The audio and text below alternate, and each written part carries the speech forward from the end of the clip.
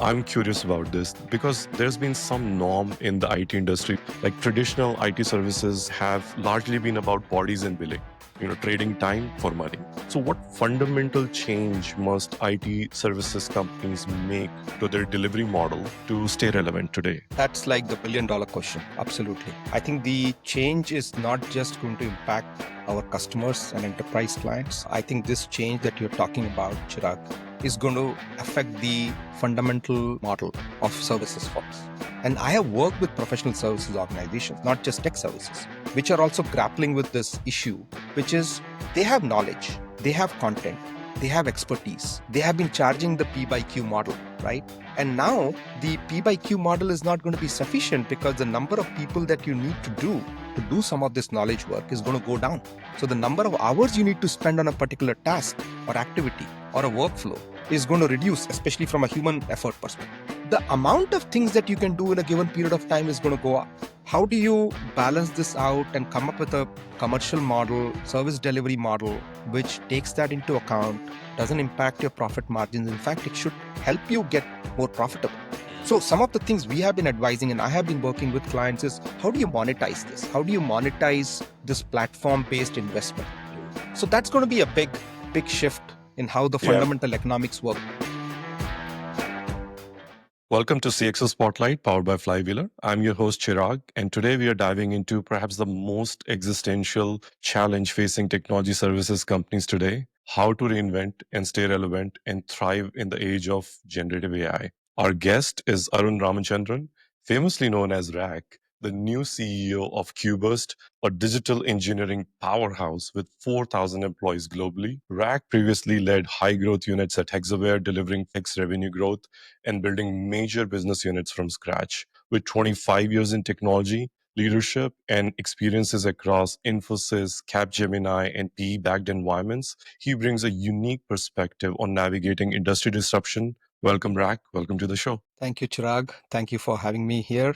Super. Before we dive into the broader industry challenges, I love to hear why QBurst and why now. What makes QBurst uniquely positioned in this disrupted landscape that drew you to take on this role? Yep. So obviously getting into this role at a very unique time, and I'm sure we'll chat about it. But this has been something of a natural progression in my career. My background has been around digital engineering and transformation. If you look at my career trajectory, QBurst has a leadership position in many ways. Although it's a smaller company, it has a great roster of clients. It has certain great talent, and I've had the good fortune to meet some of them. The specific market opportunity that I'm looking at, Chirag, with QBurst is, the tech services market is undergoing a fundamental change with AI-driven platforms, and a lot of the services are going to evolve. I think QBurst, being smaller and not that well known in the market, has a chance to define the new model for the future. And that, I believe, is something which essentially can disrupt this market. It's also small enough to take to market in a very differentiated manner. So, and I met the founders, I met all the team members. It's a great company, great culture, great talent. Looking forward to the journey. Awesome. Yeah. Best of best wishes for that. Thank you. Now that you're stepping into a CEO role at perhaps the most disruptive moment, like you said, in the history of IT services industry, I have worked with you at Hexaware in past where you delivered 4x revenue growth. But doesn't this moment sort of feels different? And how are you approaching this timing? It does, right? I mean, every day that there are news headlines and you're like, oh my God, what is the world coming to? But I think when there are such inflection points, such disruption points, there are also times of opportunity for people who can seize it. I have been through this cycle since I came to the Bay Area 25 years ago. I've been through some 3 or 4 such cycles, right? The dot-com era, the great fiscal crisis, the mobile revolution, the cloud revolution. I think technology-wise, the curve is exponential and growth-oriented. If I look at my own career moves in the past, I have gravitated towards roles which require transformation, which require me to build something new, which require me to take a company to a growth trajectory or an organization. And I think this sort of stays true to form from that perspective. I am a builder. I'm not very comfortable with stable institutions in the sense that run as you go kind of a model. I'm more about create, and energize and implement a vision, a strategy. And I think QBurst fits in very well. Just talking about the disruption as such, right? I think this disruption is bigger than some of the other tech disruptions, I feel. Interesting. Okay. I feel this will, in its impact, long-term impact, it may overshadow some of the earlier ones. But it will also build the foundation right from internet, mobile, big data, and so on. Of course, there are other disruptions happening, whether it is the recessionary tendencies, whether it's all the tariff-related stuff, whether it's all the inflation part of it. So I think there is going to be a threat to the technology services firms, and how each firm responds to it, how you take that opportunity forward is going to what define who is successful in the long run. And we fully intend to take that leadership role soon. Awesome.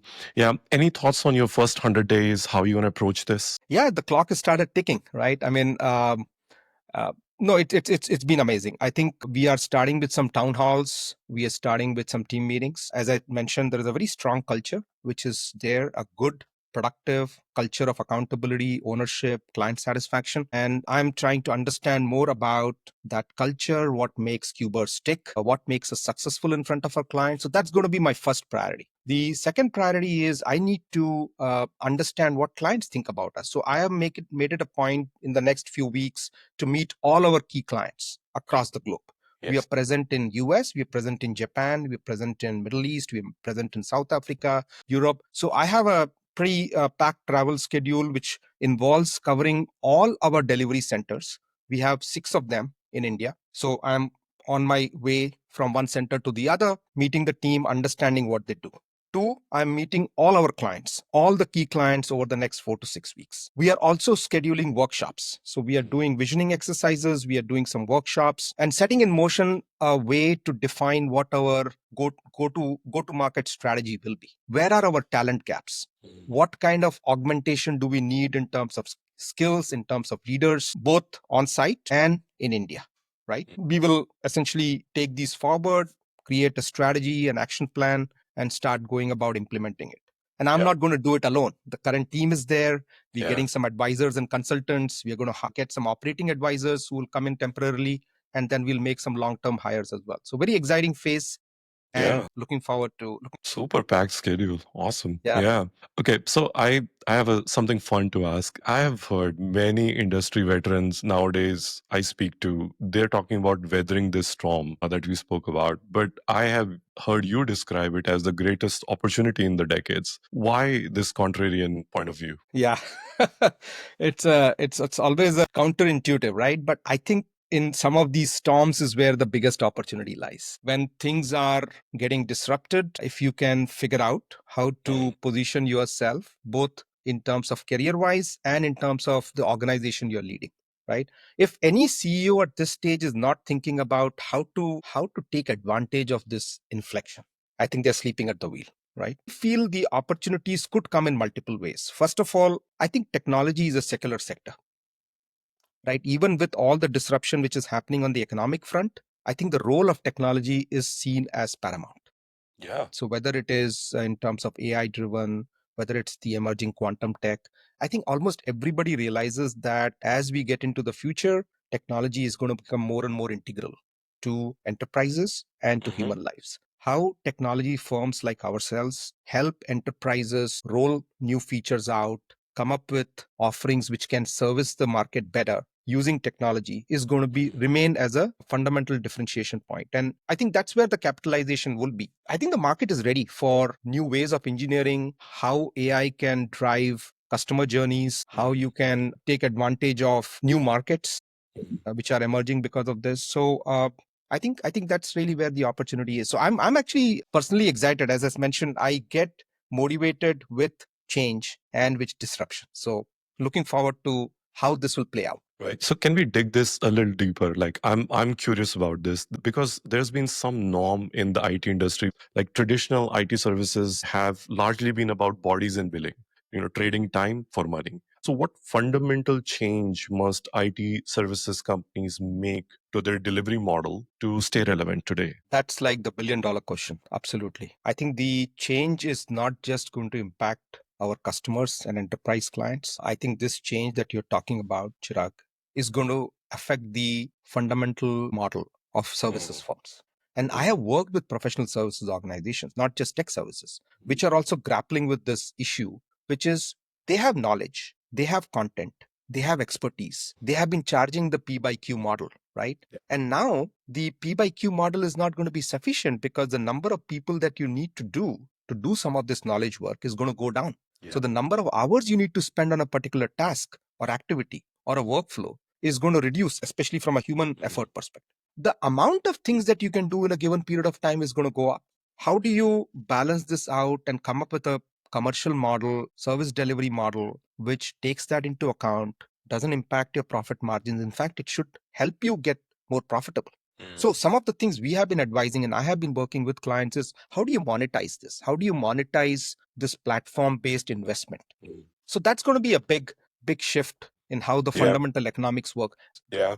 This answer prompted me to even think one level deeper because it's not just the fundamental change of charging differently, right? It's not just that time and material. You said outcome based and then you said platform based and that kind of Value-based pricing, and so on. value Yeah. based pricing. Now, let's see how it works today.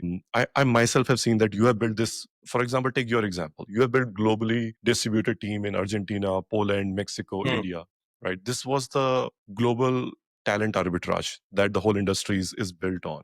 So how does GenAI fundamentally change your thought process about this talent arbitrage, this global talent arbitrage? Yeah.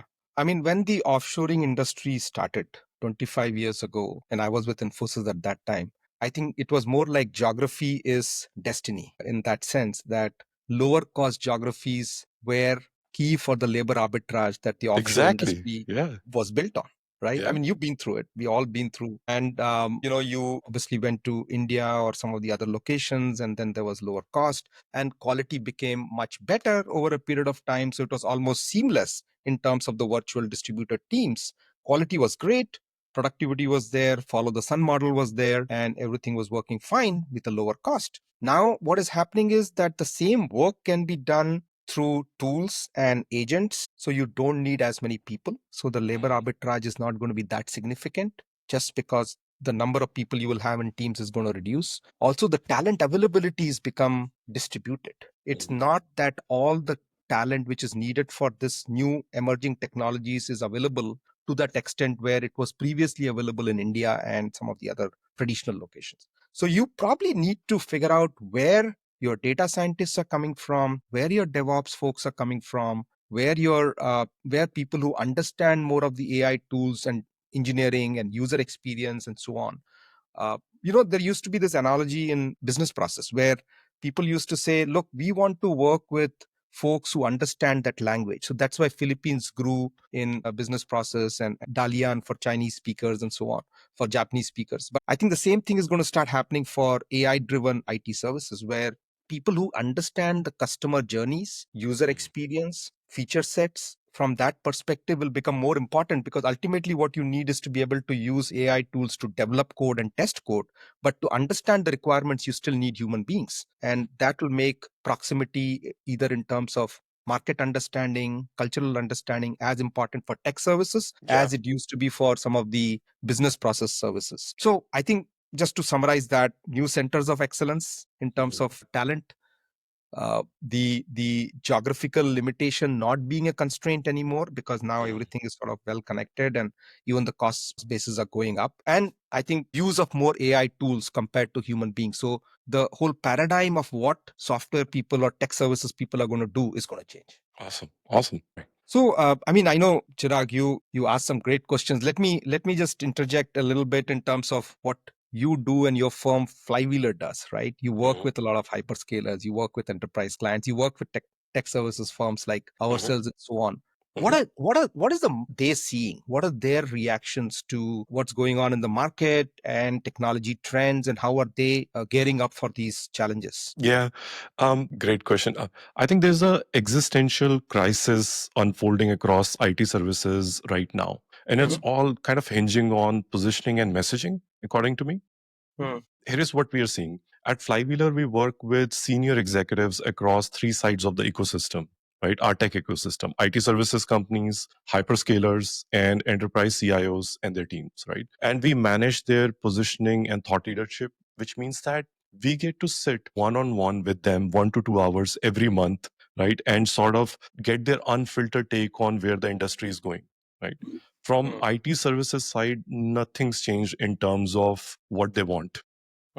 Inbound leads and partner led opportunities from hyperscalers, right? And they want to get into enterprise, land a beachhead project into a new account, and prove that they are a strategic partner. So IT services is still the same.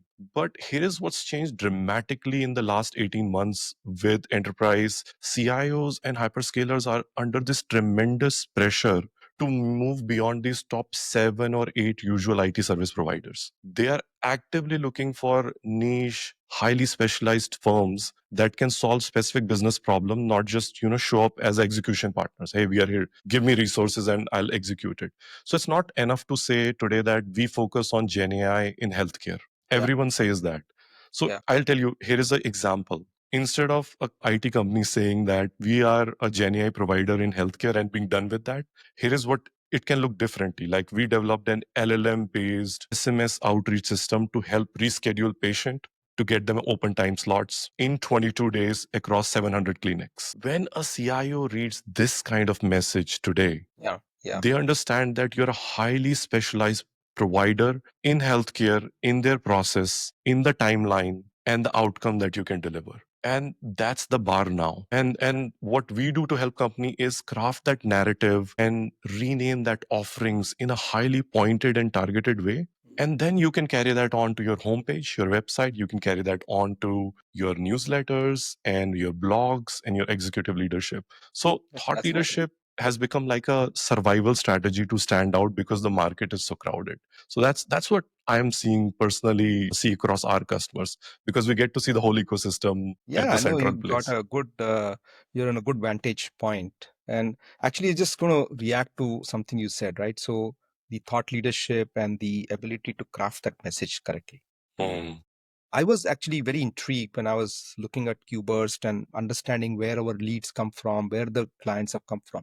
A disproportionate amount compared to my previous organizations has come from inbound inquiries, which is a surprise because we don't currently have a very big on-site go-to-market force team, which we'll build, obviously. So I dug into it and I'm digging into it. And some of this is happening because of the precise nature of the way some of the work that we have done. So for example, for a large retailer, which is one of our largest customers, a clothing brand, which is global, QBurst has actually worked on some mobile e-commerce related applications, which has helped them grow in English speaking markets by customized promotion strategies and fulfillment strategies. Now, this is something that is like a case study, very relevant for others who are trying to do. And there is engineering aspect involved, there is data aspect involved, there is a customer journey aspect involved. We are doing this with some other customers as well, where similar capabilities are being reused, whether it is e-commerce, mobile, customization, supply chain, and so on. And I found that fascinating that a lot of new leads come and are getting converted because of this particular niche that QBurst seems to have built in certain specific intersection points of business and technology, which is solving customer needs. And I think this is my favorite part of this conversation, personally, because this is the exact difference I'm seeing with, for example, I recently spoke to a CIO and I said, just give me an example, a literal example like you gave of what is the difference when you perceive information. Right, you perceive so much information is incoming towards you. What you said about QBurst could have been said in a very technical way, that we moved US data to several non-English speaking countries, and we did a big data migration project and we created a mobile app. But you didn't say that. You said that we helped one of the largest global retailer, clothing brand, highly specific, go to market and reach their audience in a non-native speaking. This is a highly customized use case that is applicable to so many other retailers who want to do the same thing. So it's a business first messaging that you said, and that is exactly what's resonating with them. Super. Wonderful conversation, but I want to bring it up from service delivery and this whole tumultuous time in IT to private equity, right? Now you are leading a private equity backed firm during this whole industry transformation. From your experience at Hexaware, which was also PE backed, which unique advantages does private equity backing provides during these dramatic or disruptive market shifts that public companies might not have? No, I think the first answer to that is the name itself, private, right? So you are private in that sense. While some private equity companies are part of the public market, like Hexaware, just like it gone public, now it's being tracked, although private equity still retains a majority. So there are instances like this. But being truly private, like the way QBurst is right now, gives us a little air cover, a little cushion. One, because we have had investments come in.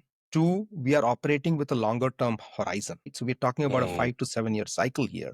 We are just at the start of the cycle. So the acquisition of QBurst was by multiples alternate asset management, multiples private equity. It's one of the largest ones in India. And this is their first big investment in enterprise technology services in the US, right? So majority investment, which makes it very unique. They have a long time horizon. They are also learning, and this is something which they are going to build on. So we are already talking about adding some new inorganic acquisitions into this, some bolt-ons based on where we want to focus on from a services and geography and so on. So one, it gives you more time horizon.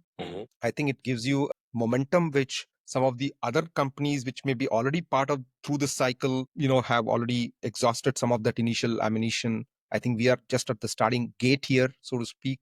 There is a partnership approach. So they bring advisors, they're bringing operating advisors from the industry. We are also looking for some very senior independent directors for our board who can coach the management team, including myself, and who can bring their thought leadership and perspective. So there is going to be some investment from their side. There is obviously the advantage that we are smaller, so we can be nimbler in what we are going to do, and we can take some hard decisions right now, right? I mean, if there are certain things that we need to decide, we don't want to invest more here, we don't need to cut back, I think we can take those decisions quickly without without getting any adverse reactions from the market. Yeah, fair point. But I'm going to challenge this a little bit at some Sure. of the areas, right?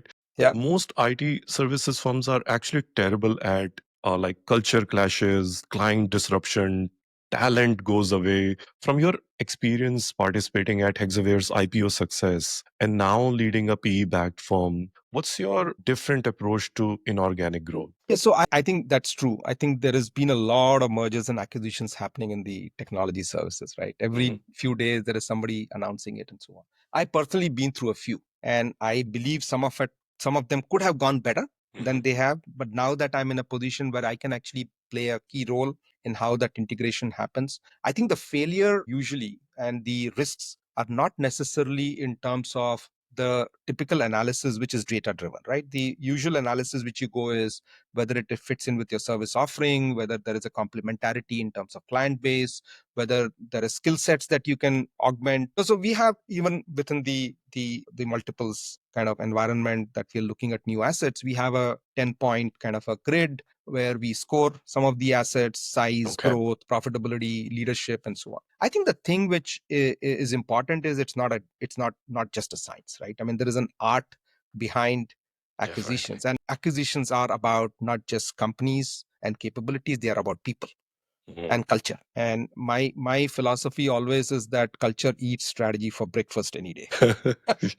100%. Even within a company, right? But once you get another company in, you need to be clear how that cultural integration is going to happen, what the expectations are, both in terms of the incoming, existing leaders, team members, how the clients feel about it, and how that messaging goes out, how you create space in your organization for two different set of entities to coexist while making sure synergies come through. I've been through at least two major acquisitions while I was at Hexaware, and you're familiar with, I think, one of them at least. And even before that, when I was at Capgemini, we had acquired iGate, which was a much bigger acquisition at that time. And I was at the receiving end, in the sense that while I was at Capgemini, part of Sogeti, the engineering services part of iGate took away some of the business we had in Sogeti, North Okay. America. So that became, but I was involved in creating joint go-to-market offerings and working through that aspect, right? How do we take this cross sell between the two different synergistic kind of offerings that we have?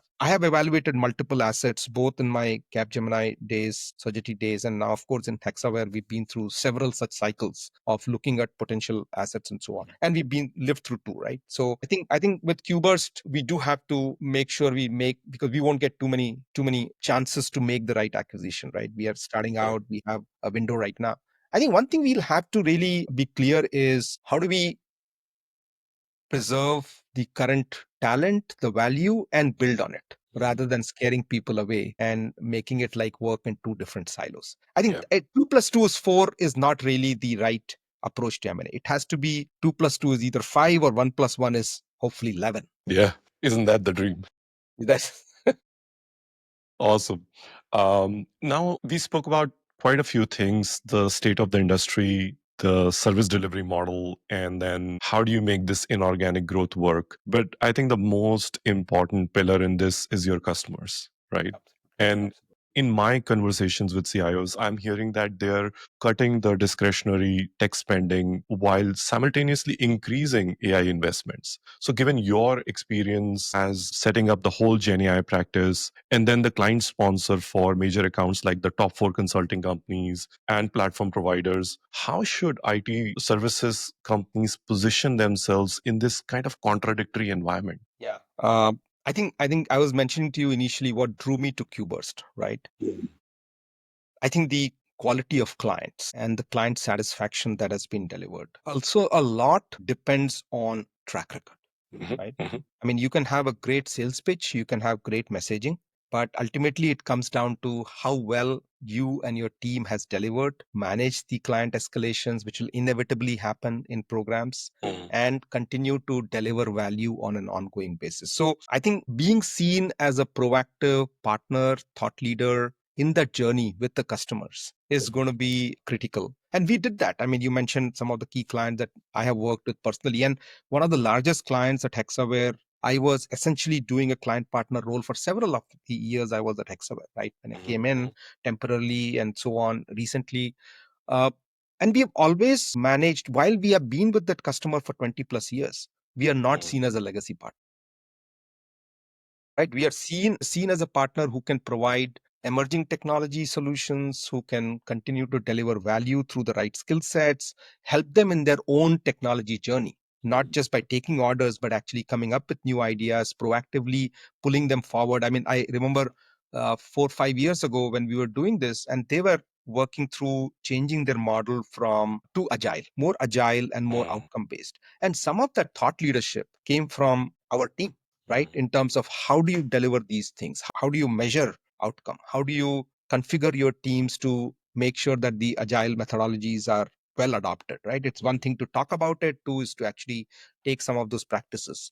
And how do you do it in different geographies like the team in Mexico and so on? That has still continues to be a big proof point of how we have actually helped with that moving from a just a vendor kind of a thing to a real partner, right? Yeah, I think it's For them, so and they acknowledge it. underappreciated. To me, what you just said is so underappreciated because it's a big deal for a company to just win a certain scope of work, but still come back with these kind of ideas of how you can improve their day in the life and Yep. their delivery project. So that's where a lot of time, your enterprise CIOs or customers take you out of a bucket of a execution that I'm going to make a strategy and give it to QBurst or Rack to deliver it. And they take you out of that bucket and they say, I think I should have these guys in strategic discussions Yes. because they can come up with these ideas which can make structural changes to the way we consume information. So that is something so many other IT providers have to learn from, that don't wait for that execution check to be signed and then deliver for that and provide Yeah. for that,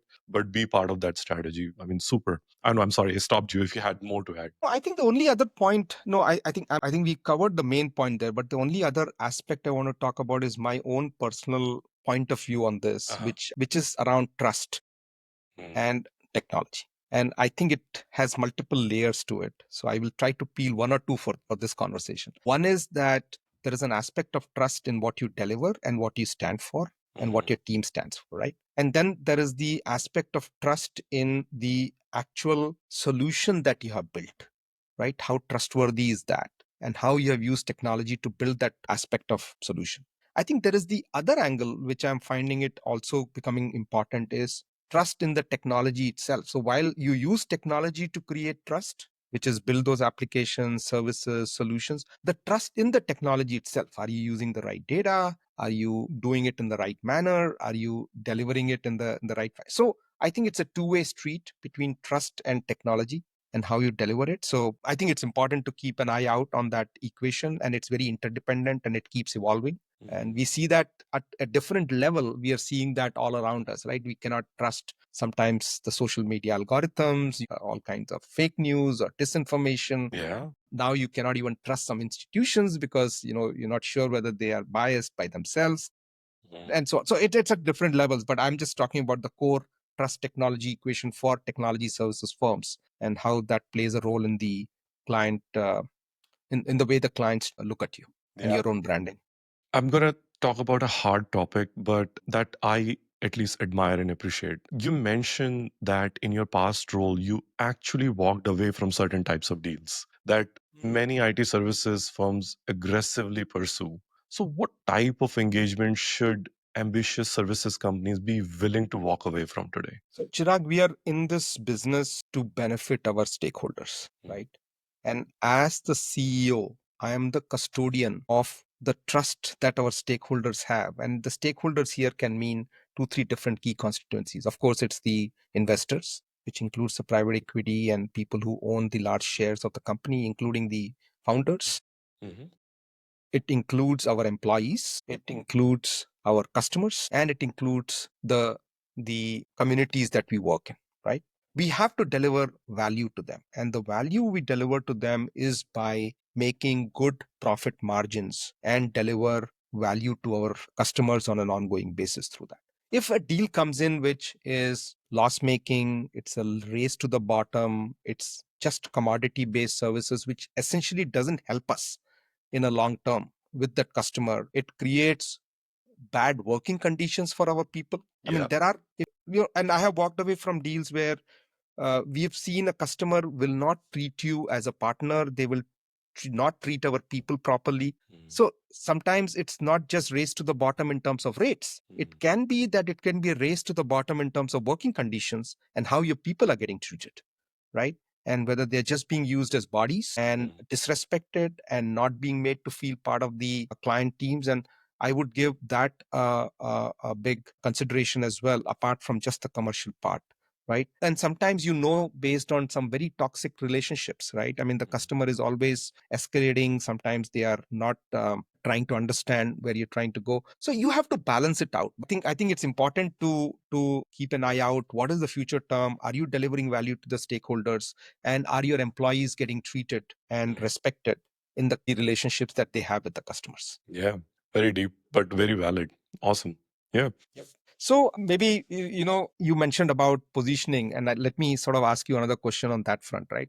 You talked about positioning. You talked about how you have a nice vantage point between hyperscalers and customers and IT service providers, and we are talking about AI, right? All through we are just talking about AI in this conversation. What is your view about how AI is going to disrupt our world? Yeah, I think I have a couple of thought processes in a way that AI will become extremely pervasive in how we go to the customer. You already spoke about the business model changes, right? How IT services charge for service delivery is changing completely. The different models of outcome and the value based delivery.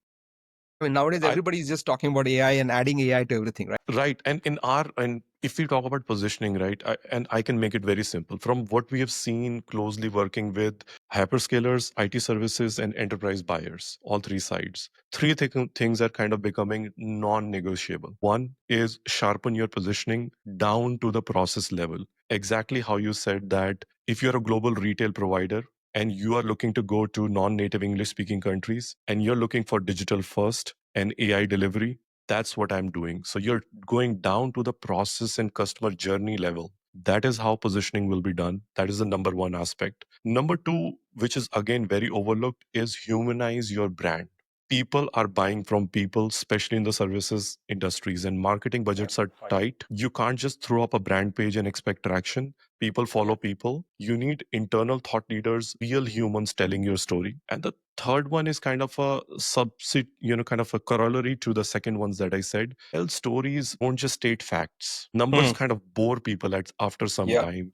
So thought leadership is very saturated. Everyone is saying the same thing. What's going to cut through is this storytelling, real narratives, real examples, and this emotional resonance that you can drive. And mark my words, we are going to see a wave of companies building their own internal and external influencers networks, 8 to 10 visible leaders per company, not because it's trendy, but because that's the only way to earn trust and shape the buying agenda with the CIO and partners. If you see the change in last 1 year, there is no need for Satya Nadella, Werner Vogels, Swami to come on LinkedIn and start sharing their thought process. They have over 100 million in marketing budget to do that through their corporate brands. And yet you see 10 leaders from each of these big brands personally coming every day and sharing their point of view.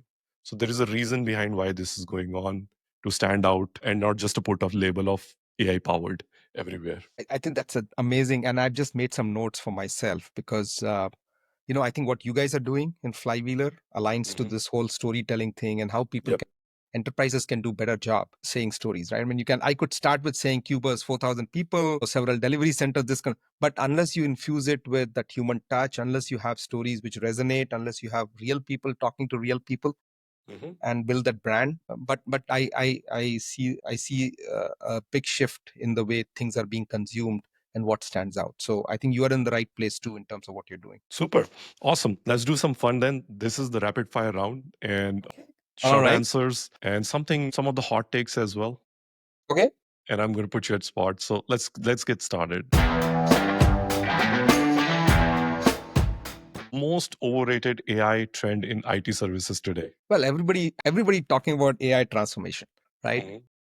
Everybody feels that it's a quick fix. You can just bring some models, you can do some, feed some data into it, and you get a AI solution.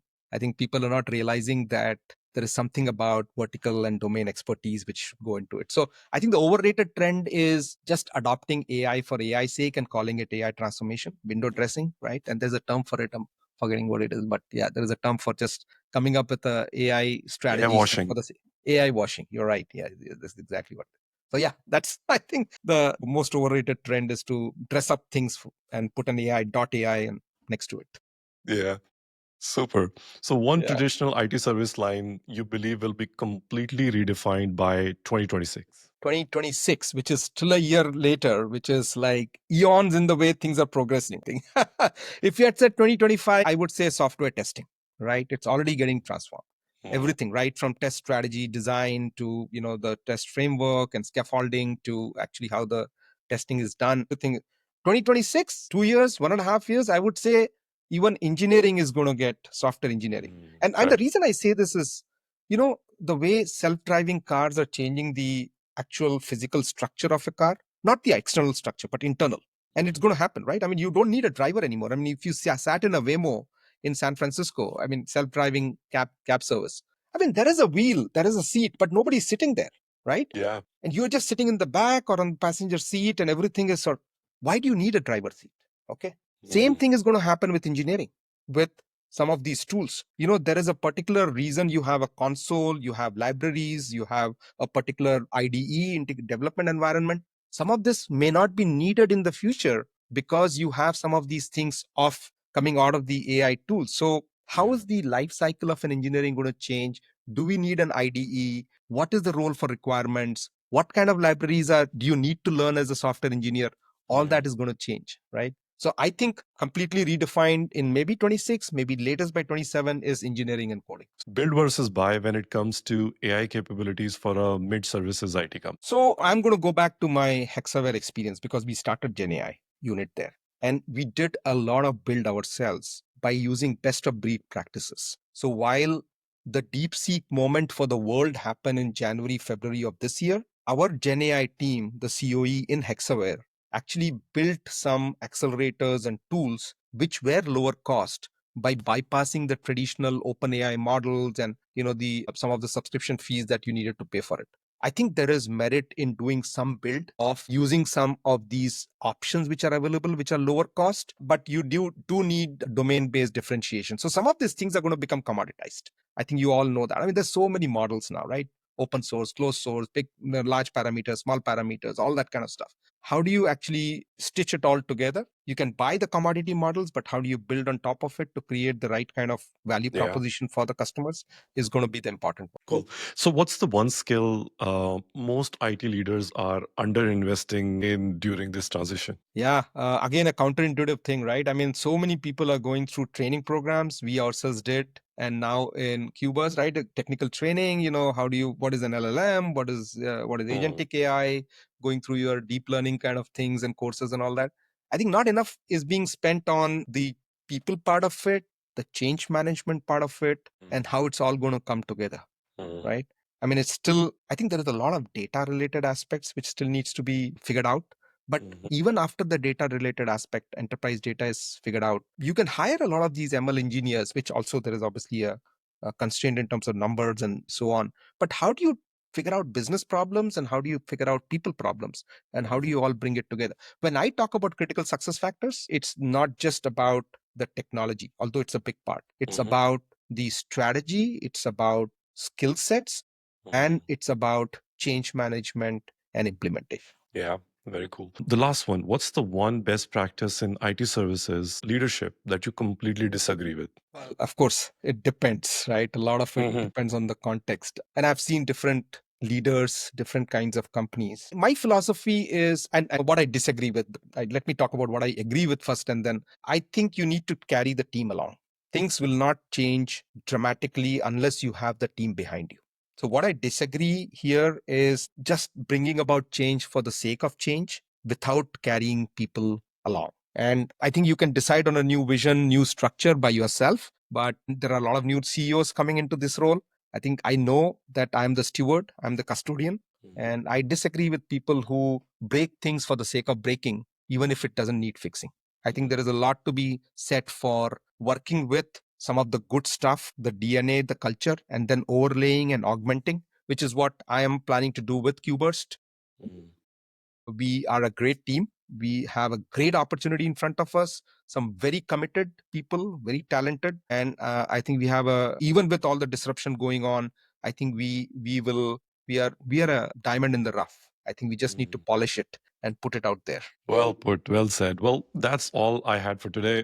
Thank you, Rack, for these compelling insights into reinventing IT services companies during this unprecedented AI revolution. Yeah. And what you've shared about transforming delivery model, these leveraging PE backing, and building this true strategic partnerships with enterprise clients kind of provides a blueprint for leaders navigating these challenges. So thank you and best wishes for your new role. No, thank you, Chirag. And I think some of your questions were very insightful. They also helped me sort of think through some of these aspects and in a little more detail. And I made some notes. So very helpful as I go on my journey as a new CEO here. And I certainly hope that I can put in place and implement some of the strategies and ideas that I'm getting from folks like you who sort of seeing this world 360 degrees and so on.